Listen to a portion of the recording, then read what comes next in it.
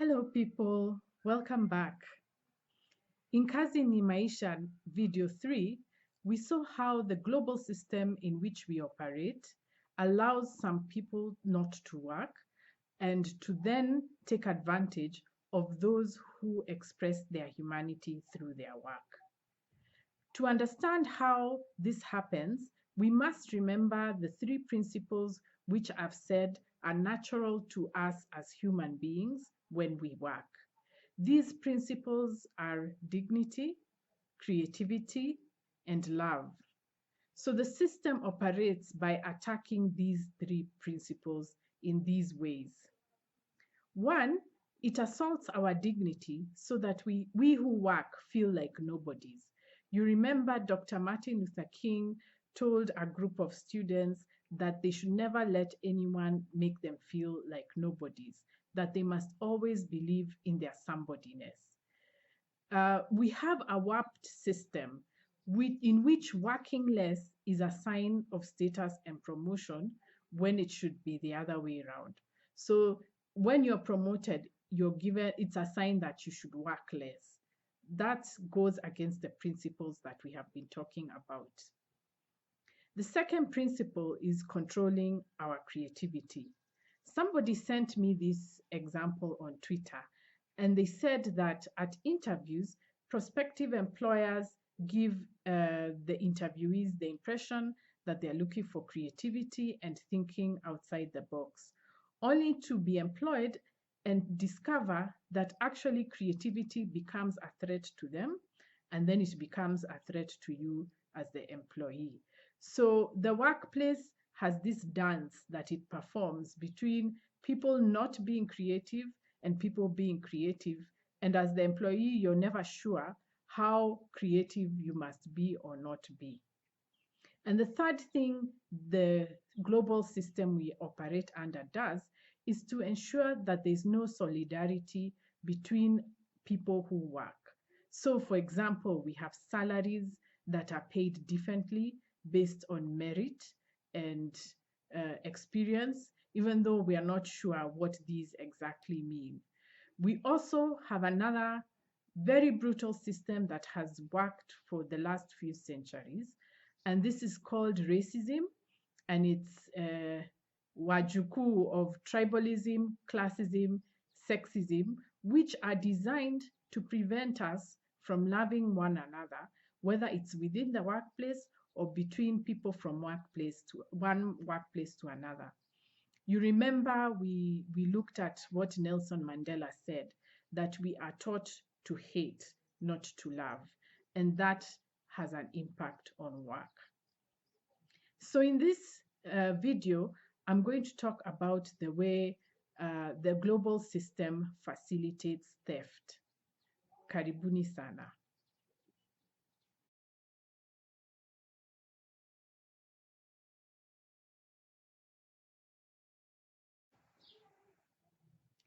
So one of the ways in which work is taken away from the people who do it is through stealth. As you can see through this definition, stealth is a cautious, unobtrusive, meaning unnoticeable, and secret way of moving or proceeding intended to avoid detection.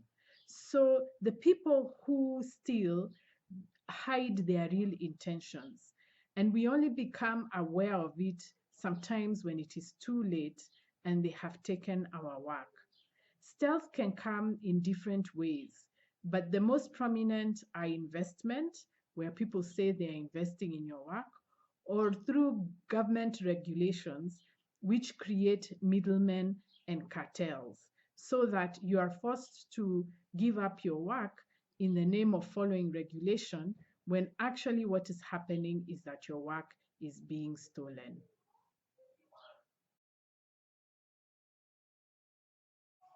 The second way in which our work is stolen from us is through fragmentation.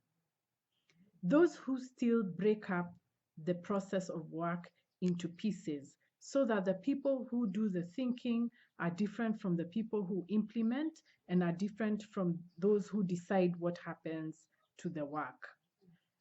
And here I want to point out that the silly question, what's your solution, is a kind of theft because it separates the process of thinking and conversation and ideas from the conclusion which will be drawn from the thinking, whether or not that thinking results in a solution or not. There is also another common type of fragmentation that is happening increasingly in the workplace. It's what we normally refer to as toxic workspaces. One minute we find ourselves being praised, the next minute we are being frustrated. Or a customer service person is blasted by the boss in 1 minute, and the next minute she's expected to go to her desk and smile at the customers.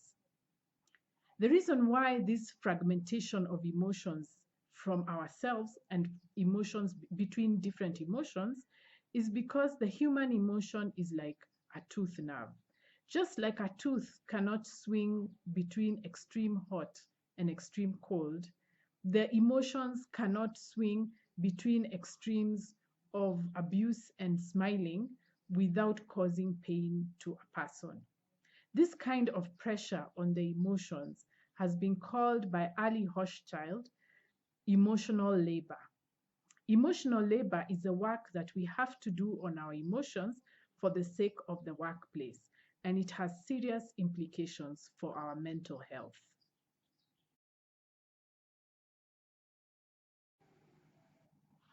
The third way in which our work is devalued is through wages or salaries. Those who benefit from our work also enforce the use of money as the only form of exchange. And most of the time, the money we get for our work does not even match the worth that we contribute. For instance, we are paid for the work that we do in the office, but not for the 3 hours we sit in the traffic to get to the office and to get home from the office.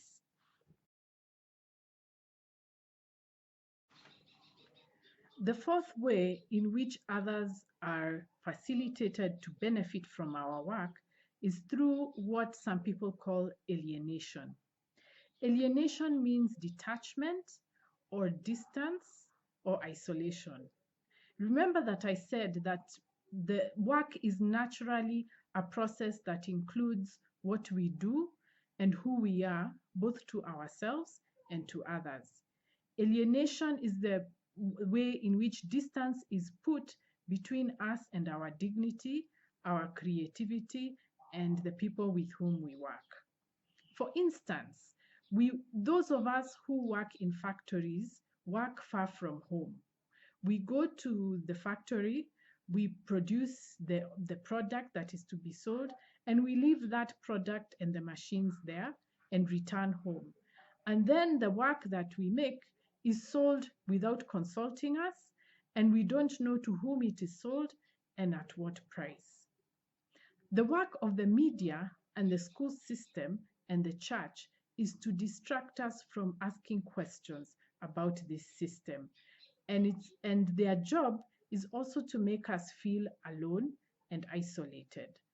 So even if we feel that there's something wrong with this system, the media reports this unequal relationship as business news.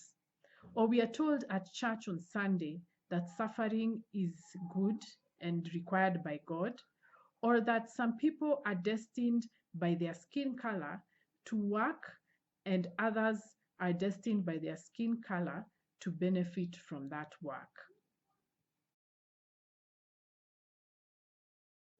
The fifth way in which the global system facilitates the theft of our work is through violence. Violence can be spiritual, it can be educational, or it can be physical.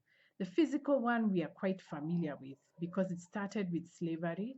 It also was there during colonialism when settlers and multinational companies came and forced us to work at no pay. It is also these days psychological, which I've already mentioned. And this is commonly known as governmentality, where our emotions and motives are manipulated so that they serve the workplace. In the next video, I'm going to talk about stealth in more detail, but I will be using the stories of Kennedy Nganga and Elisha Bwatuti, which are on the Sema Ukweli channel. In case you have not watched the videos, you can find the links at the bottom of this video. Once again, please subscribe, send comments and questions, and let's continue the conversation. Thank you for watching.